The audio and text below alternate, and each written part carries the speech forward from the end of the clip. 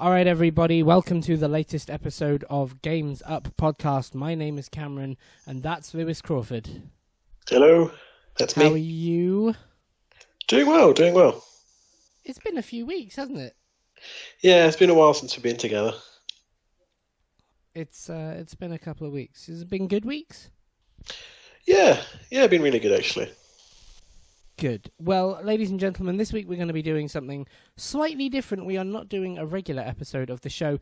Instead, we have something important coming up in the gaming industry this week, and we need to predict it. That's right, on Thursday evening, 1:30 in the morning, if you're in the UK. Ouch, might I say from all of us here. We have the Game Awards, Jeff Keighley's annual giant ceremony celebrating the very best in video games, and it's about time that we told you what we think is going to come out of them. Lewis, are you ready to do this? Yes. Excellent. Born ready. So, a couple of things to start. We are not going to predict certain categories simply because we cannot speak to all of them, and it would make us go on for like 2 hours, and you probably don't want 2 hours in all of that. So we're going to skip all the esports stuff for a quick bit of context. There's a couple of things. I would like to see Golden Boy win Best Esports Host, and anything to do with the Overwatch League, I think would be lovely to see, but obviously that's a bit of a jump. And content creator, we can't really speak to, but the chances are it's going to Ninja, because he has done a huge amount of work this year in terms of streaming and all that stuff, and gaining streaming a real voice. So, cool. Now we'll get into the actual predictions, and we're starting with Best Multiplayer Game. Your nominations are Call of Duty Black Ops 4, Destiny 2 Forsaken, Fortnite, Monster Hunter World, and Sea of Thieves. Lewis, who's getting this award? Well, I would love to say Monster Hunter World, to be honest, but I feel like if Fortnite's on the list, it's probably going to get it. It's going to be hard not to, isn't it? It's such a behemoth. Yeah. I'm with you. I'd like to see Monster Hunter World get it. I'd like to see Sea of Thieves get it, although I think there's less chance of that. But yeah, it's probably Fortnite. Yeah. Yeah, it's a shame, I think, personally, but especially when comparing to something like Monster Hunter World, or even something like Sea of Thieves being really, this expensive world that they came up with. I don't know, but yeah, it's probably going to go to Fortnite. Yeah. I don't disagree with you in that. I think perhaps as a developer there might be something more deserving on that list, though we are making an assumption, so who knows, maybe on the night we'll be totally wrong, but I see it going that way. Okay, next up is Best Family Game, and the nominations are Mario Tennis Aces, Nintendo Labo, Overcooked 2, Starlink Battle for Atlas, and Super Mario Party. Lewis, where do you see this going? I know where I'd like it to go. Definitely towards Overcooked 2. Oh, interesting. Yeah, no, I would love to see it go that way, because I've loved both of those games. And I can't speak too much on the others, actually. I don't disagree with you in that Overcooked is an amazing game, and I love them, and I would be totally happy to see this go to Overcooked. But personally, I really want to see it go to Nintendo Labo. I think that's such a cool, such an awesome idea to put a tool in the hands of video game fans as well as just a game. I think the future it has is super bright and super vibrant, and more power to it. So I'd like to see it go to Labo. Yeah, I think that's a pretty good choice, actually. I think if it comes to innovation, it's definitely the most innovative thing in a long time. So I think it's very fair. Yeah. Next up is Best RPG, and your nominees are this: Dragon Quest XI, Monster Hunter World, Ni no Kuni 2 Revenant Kingdom, Octopath Traveler, and Pillars of Eternity 2 Deadfire. This is quite a stacked list. Yeah, definitely. Some games here that I haven't played that I want to play. Specifically, I still haven't got around to playing Pillars of Eternity, because those... I played the first one a lot, and it is a behemoth of a game. You really have to be dedicated. You really have to go into it and read everything and spend hours and hours and hours just enriching in the lore, because it's a game that they make it's Obsidian. They make beautiful games that have that level of detail where if you fully immerse yourself, everything's thought out. You know, um, so I think in many ways that's a game that deserves it, especially because it's critical. Its sales reception wasn't great, Hmm. um, but it's still a beautiful game. But on this list, I'm actually giving it to Ni no Kuni from my perspective. Interesting. Um, because I played that game and um, it's just a wonderful game. Okay. I could see it going to Monster Hunter because I think Monster Hunter World did quite a big thing for Japanese RPGs at the beginning of the year. I could also see it going to Octopath. Lots of people have called Octopath Traveler the kind of OG Final Fantasy that we didn't know we needed this generation. I could see it going either of those ways. I think it's Yeah. probably going to end up with Octopath, but I could see it going either of those ways. I do love Ni no Kuni though. Okay. Yeah. No, I think that's fair. All right, next up on the list is a big one. Best Action Adventure Game, and the nominees are this: Assassin's Creed Odyssey, God of War, Marvel Spider-Man, Red Dead Redemption 2, Shadow of the Tomb Raider. This is quite a hard one. Yeah, and then I think when you compare this list to the best role-playing game, I think this list could easily. I mean, it practically is the same list as the Game of the Year list. Yeah. It's pretty heavy. See, I think, I mean, it's either going to go to God of War or Red Dead Redemption at the end of the day. I think that's pretty likely. Mm. Um, and I think it's yeah, and I think it's likely that whichever one gets this one doesn't get the Game of the Year, if you know what I mean. Oh, interesting. Okay. Like balanced out between them. um, but I would like to see it obviously go to God of War from my perspective. See, I could see it being the other way, where it's something that's kind of shoved into the B tier by these other games. So, like, I don't think Shadow of the Tomb Raider has a chance. No offense to it, I'm sure it's wonderful, but just these others seem too huge. I could see Spider-Man or Odyssey taking it here because I don't think they'll take it in Game of the Year. I have played through enough of Odyssey. I'm playing through through Red Dead, and I have to say, Red Dead is something else, man. It's something else. So my shout would be for that. But yeah, I could see one of the more underdogs taking it here, and one of the overdogs, as it were, taking it in the big one. Yeah. If that makes sense. All right, next up is just straight best action game. And the nominees are Call of Duty, Black Ops 4, Dead Cells, Destiny 2 Forsaken, Far Cry 5, and Mega Man 11. Lewis, what are your thoughts? I think, first of all, it's great to see an indie game in this list. Yeah, for sure. Dead Cells. And I also think it's probably the game I've had one of the most fun with this year. So I would love for it to go to Dead Cells. It is a great indie game. I don't know, Far Cry probably. I could probably see it going that way. I really, really like how diverse this list is. I think it's really cool. I don't think anyone expected to see Far Cry in Game of the Year lists when it was announced. I think it's so cool to see it there. Like you say, an indie game, that's awesome. I certainly didn't expect to see a Mega Man game in a Game of the Year list this year. It's really, really dope. I'm going to lay my cards flat on the table right now in terms of my year. Far Cry 5 and Red Dead are the ones fighting for my Game of the Year pick. And it's pretty close. So I really hope Far Cry wins this. Far Cry is one of my favourite games this generation. I loved it. Absolutely loved it.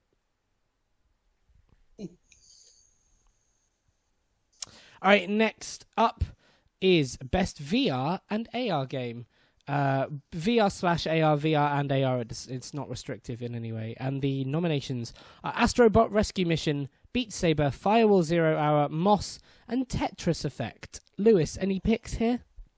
I've loved kind of the concept of Moss, and I've seen kind of some playthroughs of it. Very much I've enjoyed watching the Tetris Effect videos that we put out. But I'm going to have to go with Beat Saber on this one, because become very quickly a community around kind of playing that game and playing the most ridiculous songs, and somehow these superhumans can keep up with the music and match the actions they need to do to actually continue. And I don't even understand how people play that, to be honest. Like, I struggle to stand up, to be honest with you, and I just don't think it'll be one for me. But it looks great. See, you'd never know that he was the drummer of a very successful Milton Keynes band, would you? I am really torn on this. I think it depends on what they want to go with. Do they do something that's totally left field, like Moss? Because it is. It's not your traditional VR game by any stretch of the imagination. Do you go with something that's doing something new and fascinating, like Beat Saber, or do you go with something that's doing something old but doing it well and doing it with a new twist? And there's an argument that Astrobot does that, but I think I kind of feel like Tetris Effect might have the upper hand here. But I think Beat Saber and Tetris Effect are going to be fighting it out at the top, for sure. We're skipping over Best Mobile Game because it's the two games we've played in there are not really the ones that you should be taking away anything from. So we're moving on to Best Indie Game, and at the top of Best Indie Game you have Celeste, Dead Cells, Into the Breach, Return of the Obra Dinn, and The Messenger. Lewis, where are you going with this? Celeste all the way. It's a wonderful game, and very much a game that kind of captured my January, I want to say, very much start of the year. It would go to Dead Cells from my perspective if it wasn't for Celeste being there. But really, Celeste has this big combination of being just a kind of really cool action platformer game, combined with like a really personal and interesting story as you go along. And I don't think there's many games that really get that perfect fusion of the two. So definitely that one for me, and I would be quite surprised if it didn't win in this category. For me, I should preface by saying there's a couple of things I want to play on here. I'm interested in Dead Cells. I want to play Celeste. But I would give my shout to Return of the Obra Dinn. I think it's a really cool concept, beautiful art style. Just sort of love the ideas behind it.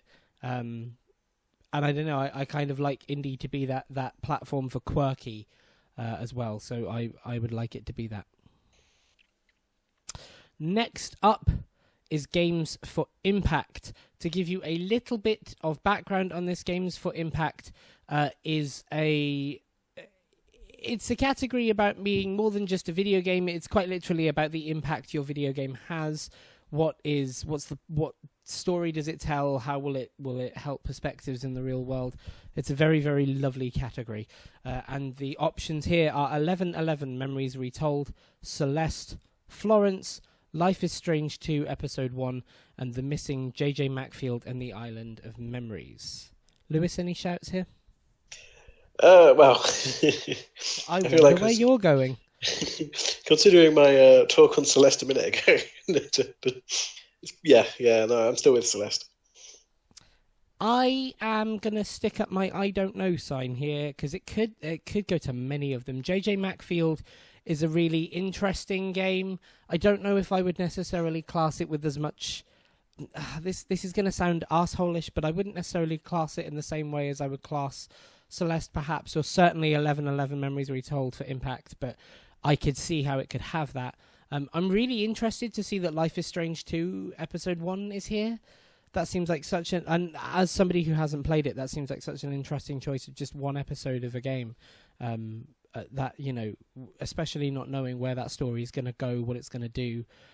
Surely the impact on that narrative is going to be a wider thing. But then, I haven't played it, so I should shut my mouth. I think I'm going to go with 1111 Memories Retold here, just because of the talent that's gone into it and the way they released it and the whole point of it, and it being the year it is. And I don't know, it was a really nice, well orchestrated thing to have that impact. And I think some of these games didn't intend to have that impact necessarily, whereas 1111 set out to, and I think it's good that it's achieved it. Okay, next up is best performance. Damn, we're getting into difficult stuff here.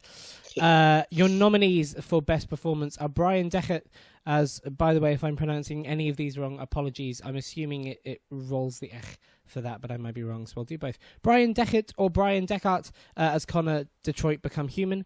Christopher Judge as Kratos, God of War.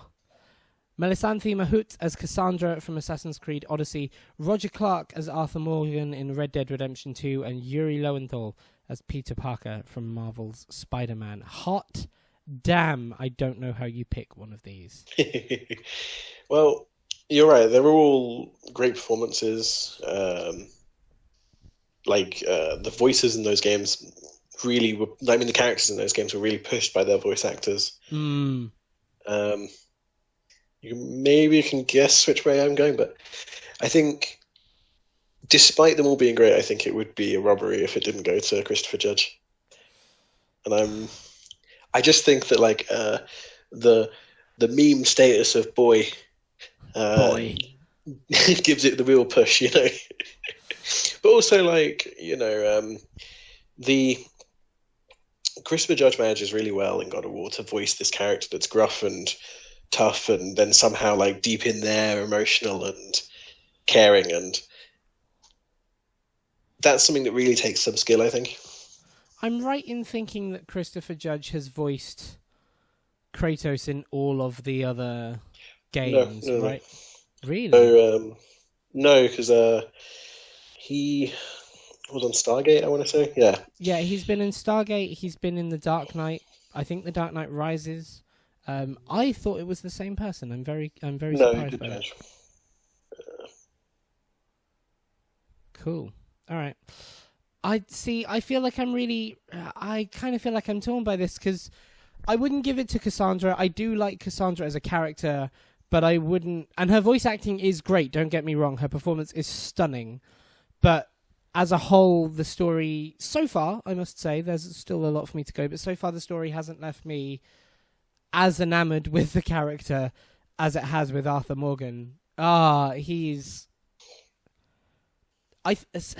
See, it's also very difficult because I think best voice acting has to some extent encompass the writing and the lines they're given. Like, do you judge a person's performance based entirely on how they performed, or do you judge it on how they're written and the character they portray and what they do with that? And I feel that Arthur Morgan is such a human.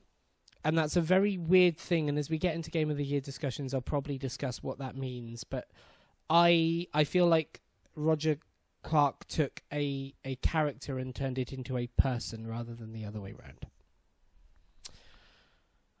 Whoa, that was a heavy one. They're not going to get easier. The next categories are Best Audio Design and Best Score and Music, but we probably won't necessarily talk to these. We'll give you the nominations, though, because they totally deserve it, especially at this level. So for Best Audio Design, presented by Dolby, you have Black Ops 4, Forza Horizon 4, God of War, Marvel Spider-Man, Red Dead Redemption. I'm sure any of them would be absolutely fantastic winners. And for Best Score or Music, presented by Spotify. Damn, Keely, you getting those partnerships. Well done, man. Celeste, God of War, Marvel Spider-Man, Ni no Kuni 2, Octopath Traveler, and Red Dead Redemption. So we're not going to vote on those. We don't really have the knowledge to speak on them. All right. Best Art Direction. Assassin's Creed Odyssey, God of War, Octopath Traveler, Red Dead Redemption 2, Return of the Obra Dinn. So a central theme that might be coming through is that two games keep coming up. And unfortunately, due to the games that me and Cameron have both played, we're pretty split on these two. So little bit. For me, Best Art Direction goes to God of War. Simply just because of how well it looks on the PlayStation, to be honest with you. It very much stands up there as one of the nicest looking games of the generation, which is kind of shocking when you think that I can run Assassin's Creed on a computer that's way more powerful, and they should be able to do a lot more with it. But I think part of what makes God of War look really beautiful, and it deserved the Art Direction award, is that they've managed to get so much out of it. But I appreciate that Red Dead also have done something similar. I was going to say, yeah, I think if you go in talking entirely about graphical potential, then Red Dead kicks everyone into a cocked hat. Not necessarily because it's, not necessarily because it's better or because it has the better tech. I would argue it does, but I think also because what it does with that tech and the way that world exists and continues to exist around you is frankly stunning, which is why my vote goes to Return of the Obra Dinn. No, you're laughing, but genuinely, my vote for this category goes for Return of the Obra Dinn. I think it's a really beautiful, stunning game with an art style that's very, very rarely spoken to. And the thing I really like about Return of the Obra Dinn, and all of this is true for Red Dead, and I will say that this does not in any way disparage Red Dead. If Obra Dinn doesn't get it, it should kick Kratos into a cocked hat. But I really feel with the art style of Obra Dinn that it plays into the game. And in the same way that Red Dead has this desolate world that is painted to some extent, Return of the Obra Dinn has this handcrafted world. And I personally think it's the most art-directed game in this category. Yeah, take that for your thematic words. Next up is Best Narrative. Bloody hell. And we start with Detroit Become Human, God of War, Life is Strange 2, Episode 1, Marvel Spider-Man, and Red Dead Redemption. Oof. I'll say, to begin with, really cool to see Detroit here. I think they were telling a really, really interesting story with their game. And I think had I had more access to it, I would have been very, very interested in it. I think for me, I'm torn between Spider-Man and God of War. Still, I literally don't get what anyone sees in the Spider-Man narrative. Because you haven't played it. I have read enough of the Spider-Man narrative to know what happens in that game. And I could probably read Red Dead Redemption story in like a minute and tell you exactly the same thing. Yeah, but we don't. You'd be like, oh, there's nothing interesting there. It's but we cowboys haven't had 7 Red Dead movies in the past few years. This is the only argument. Because no one I don't watch them. Nobody makes Western movies, but this is the only problem I have with that game particularly is that I don't think anything in that narrative is shocking, surprising, or outstanding. The way it's told might be, the actual ins and outs of it might be, and there's definitely merit there, but I think the way it stands up against God of War and Red Dead is it's not on the same tier. I am thinking that maybe you might have convinced me. Oh. Okay. Did the bad man say good words? Yeah, no, you did. But it's because, as you were saying it, I was picturing specific bits in God of War that really kind of pushed it home. So yeah, I'm going to go with God of War. Oh, it's going to be a fight. It is. Mine's Red Dead. Okay, next up is Best Game Direction. This is an interesting one. A Way Out is your first nomination, followed quickly by Detroit Become Human, God of War, Marvel Spider-Man, and of course Red Dead Redemption 2, respectively. Massive props to A Way Out for this. This is really cool. And A Way Out does have really, really cool direction. The way the scenes are crafted for 2 people, crafted for 2 viewpoints, crafted to be not just played sort of with the single-player blinkers on is a wonderful thing. Again, I don't think it quite holds up to some of the other things in here. And this one, I will argue Red Dead with you till the ends of the earth, because I think I have you on this one. All right. Because Red Dead is... So, I'm not going to say any spoilers, but if you want to go in totally with nothing, you know nothing about Red Dead and you've seen nothing at this point, give me 2 minutes and skip ahead 2 minutes. Red Dead is literally directed. The scenes in and out of games are not from the perspective of a traditional camera above cutscene. They are directed like a film. They are rule of thirds, black bars, shot along, lighting changes. It's directed like a movie. And you can see the impact of filmic shots in them riding across the thing, or the way it's framed to have a person walk towards the camera and the other behind. It's literally directed. Okay. Oh, that's gonna be fun. Okay. We need to play each other's games Yeah, there we go. this year. We definitely do. Okay, let's make it happen. Okay. Right. So, but I feel like there's a few things I can argue on God of War's side for this. Is that first of all, direction in the sense that the director literally changed the series like concept in order to make this game. Okay. You know, the past three games were very, I guess, dumb would be the nice way of putting it. And this one really tried to tell like an adult, mature story, without changing too much of the central themes, but still changing how the game plays. And I think that took a lot of kind of guts. And also, I stand. See, you kind of go. This game is very directed because it has the bits that directed like movies, but I think some respect needs to be taken for God of War's single camera shot concept, and the fact that bringing that through the entire game meant that an incredible amount of thought had to be put into every single scene, and I think that it's an interesting one. I don't disagree with you. And if you've come back, by the way, after the 2 minutes of jumping forward, we're not really discussing spoilers at this point, so you should be fine. I will say this. I don't disagree with you. I do think they're both incredibly well-crafted games. I don't think that can be argued at any point. I will say that if you, as somebody who surrounds himself with film, and that is like what I trade in, I will watch something that has the right shots, like La La Land, over something that has a single shot, like Birdman, every day. And the reason being because whilst it's incredibly thought out, sometimes you question whether those shots are the ones that will have the most impact. If the camera moves, would something make more sense or work better or be more impactful? And that's something we'll never know. And to sit in our living rooms discussing it over an internet podcast is incredibly pretentious, but I think one of those games makes a case for it better than the other. I agree.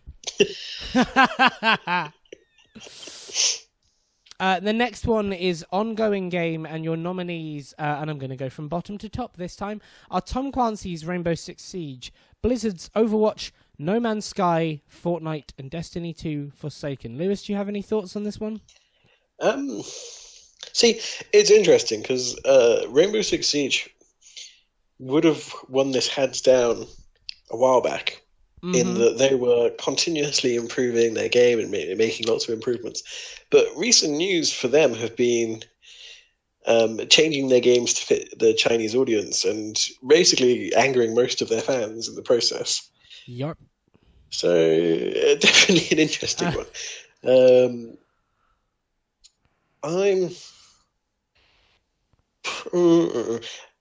I think No Man's Sky, I picked it up again recently, and it's definitely looking a lot better than it was when I first picked it up. Yeah, I would 100% agree with you. Usually, in this case, I would go with Overwatch. I love Overwatch to the end of the earth. I will argue its case, but I think over the last year, Blizzard have dropped the ball a little bit with how they've managed that community. I think the game is starting to feel a little bit aging, and I think they need to pick it up a bit this year. Whereas on the total other hand of the scale, Hello Games have gone from reclusive hermits who we never heard about to like running one of the most popular games out of a total flop. I think No Man's Sky is a wonderful story of a phoenix from the ashes, and I would totally agree that it belongs at the top of this list. Next up is Game of the Year. Now, I'm going to make an argument to you that we should predict who we think is going to win the Game Awards one of this, and not discuss ours any further. Okay. Because we're fringing too much on our own discussion, and we don't have enough context yet. We still have quite a lot of games to play by the end of the year. Sound fair? Okay. Cool.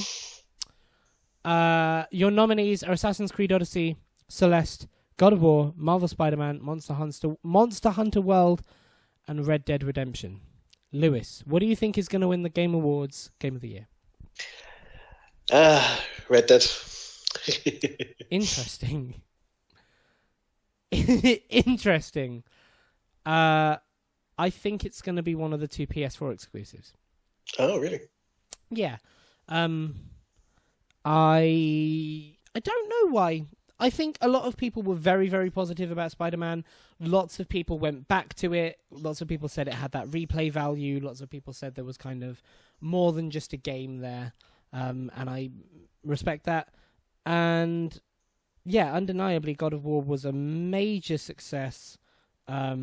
Massive impact and a really impressive way to turn that story. And I could see people turning their hand to that. Also, Red Dead's kicking up a lot of shit at the minute with its payment model. So, Oh yeah, the online.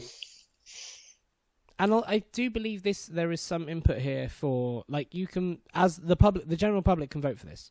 So if there's been enough backlash against Red Dead, that might hurt it to some extent. Yeah. It's an interesting one, I think, because I think while it would win on numbers, if it was like a score system like Metacritic, I don't know. Because I know that, like we said before, it's like the critic score, really good. The user score is still a bit mixed. That's a really good question. Let's have a look at these. Let's compare these. Let's compare these up.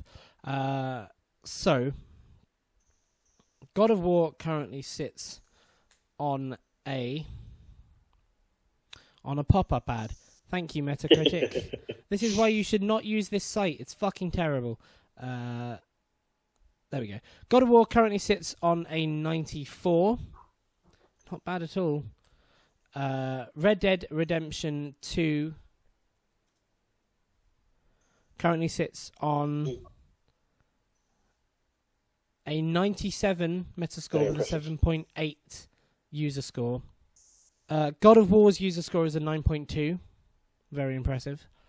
And for a bit of context here, just to sort of give you what an average is, one of the most recent outings in video games from like a fairly big name, Fallout 76, currently sits on a 52 with a 2.6 user score. That was cruel. Yeah, that's a good point. I never thought about kind of the user input of it till then. It's going to be an interesting year. Yeah, for sure, and it should be really fun to watch as well. I'm looking forward to the event. Are you doing 1:30? Yeah, I'll do 1:30 till 5 a.m. or whatever it's going to be. Oh God, I'm literally worried about how long it's. Last year it was like 3 hours, I think. So I think you're getting mixed up. I think it was the year before that was 3 hours with the with the orchestra and everything. Last year was like 2 hours with Imagine Dragons. Okay. So better, I guess. It's going to be an interesting one. There may also be some really interesting reveals. There's been a lot of news about that. Maybe some Splinter Cell, maybe some Borderlands, maybe WB Montreal. Yeah. There's many rumors. Possibly something Marvel, as you say. Yeah, almost certainly an Alien game, almost certainly an Avatar game. Splinter Cell is rumored. Oh, God, I'm hoping. Yeah, there's some... Because we sure as hell ain't seeing Borderlands. We're going to get the annual Death Stranding no answers, only questions trailer. We're going to get the annual 5 minutes of Jeff Keighley fawning over a picture of Hideo Kojima. And hopefully we'll get a very... I probably shouldn't say hi. A very active Joseph Fares, who's also there this year. That's the... There's always someone, and you know, thank God for him, because... Anyway, as we end this podcast, we should say, you know, we joke and laugh and everything, but serious shout-outs to Jeff Keighley, because some of the stuff he's done for this show in 3 years has been crazy, and it's really cool to see it not just coming into its own, but actually being this giant monster of a thing in the industry that can start to rival other shows. Go in and be excited for the awards. Don't go in for the reveals. The reveals are cool and everything, but go in for the awards because that's what we should be there for. And that's what the industry deserves to some extent. There's more than enough time for hype trailers everywhere else.